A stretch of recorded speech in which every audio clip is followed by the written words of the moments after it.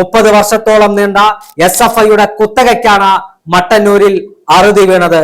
പ്രിയപ്പെട്ട CPMകാര, വരാനിരിക്കുന്ന നിയമസഭാ തെരഞ്ഞെടുപ്പിന്റെ ഒരു വിധിയെഴുത്താണ് അല്ലെങ്കിൽ നിയമസഭാ തെരഞ്ഞെടുപ്പിന്റെ ഒരു ടെസ്റ്റ് ഡോസ് ആണ് മട്ടന്നൂരിൽ നിങ്ങൾ കണ്ടത്. 2026 നിയമസഭാ തെരഞ്ഞെടുപ്പ് നടക്കുമ്പോൾ ഷുഹൈബിന്റെയും ശരത് ലാലിന്റെയും കൃപേഷിന്റെയും എല്ലാം ഓർമ്മകൾ കേരളത്തിൽ അലയടിക്കും. ആ അമ്മമാരുടെ കണ്ണീരിൽ നിങ്ങൾ വെന്തുരുകുമെന്ന കാര്യത്തിൽ തർക്കമില്ല. രക്തസാക്ഷികളുടെ ധീരമായ രക്തസാക്ഷിത്വം വെറുതെയാകില്ല.